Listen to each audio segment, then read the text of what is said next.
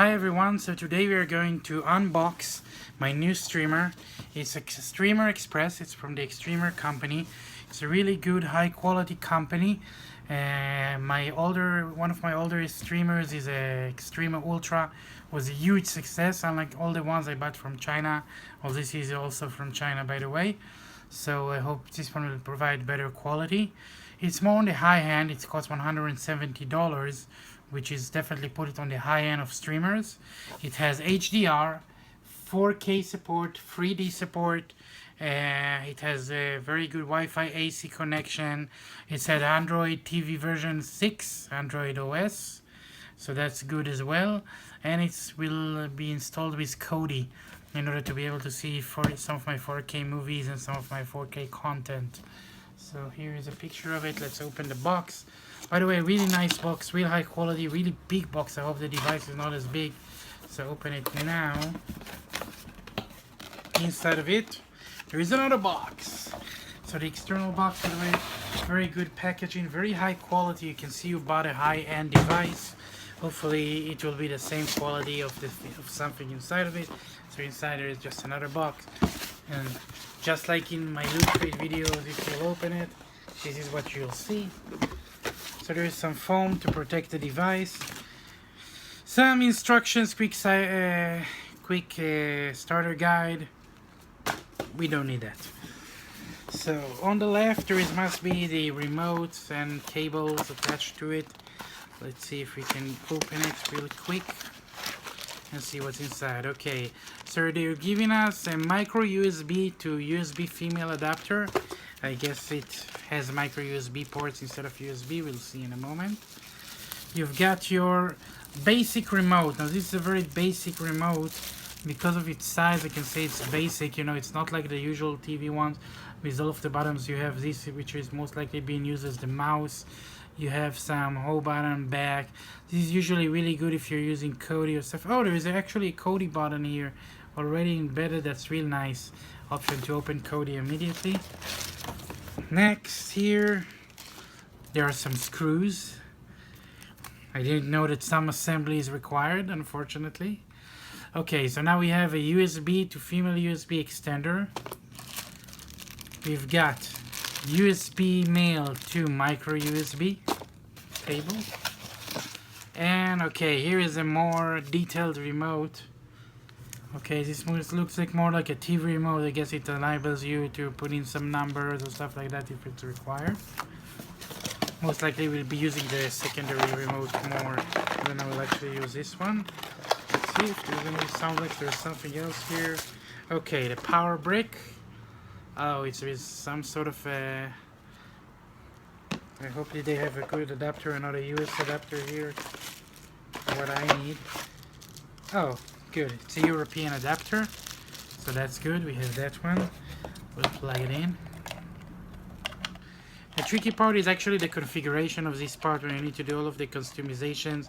I'm not going to do that while on a video because I don't have the technical skills yet to do this in a way that will be satisfactory to me.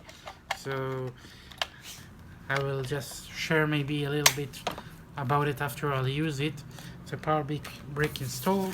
Let's take out the device. Beneath the device there is an HDMI cable.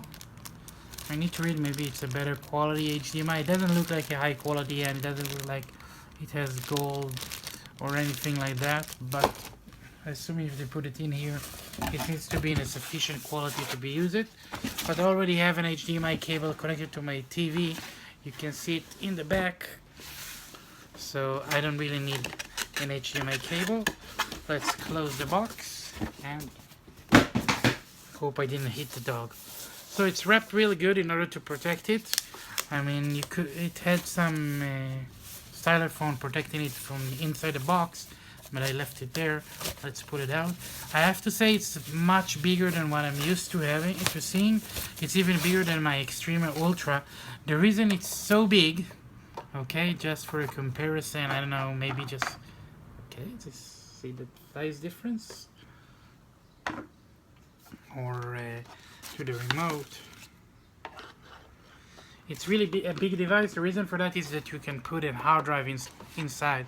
You can actually pull this out and install a hard drive in here, a SATA hard drive, and then you're able to have and keep data on it directly instead of sharing it online. So it has a really good build quality. Like I said, it has this knob over here which controls the volume or something like that. You have the infrared console which puts in here. You have the SD card, MMC card slot up here. The hard drive bed where you can put the hard drive in if you want to install a hard drive. I do actually have a 2 terabyte hard drive I'm going to install here. You have your Xtreamer Express, that's the name of the product. As you can see, it supports HDR, which is high dynamic range.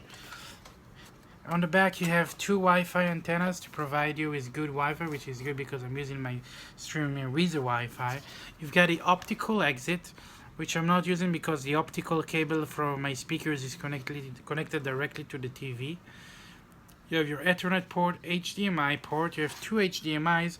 One is in and one is out, normal.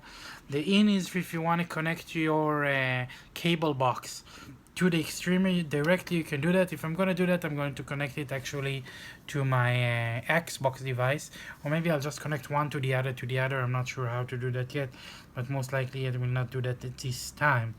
And you have the power adapter, and you have the USB Type-C. Oh, so these are not micro USB, they're USB Type-C most likely.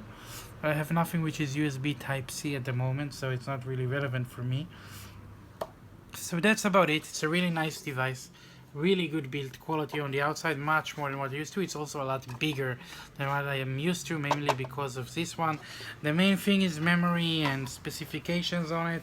I can read you a few of the major specifications if it's relevant for anyone. Just a second, let's see.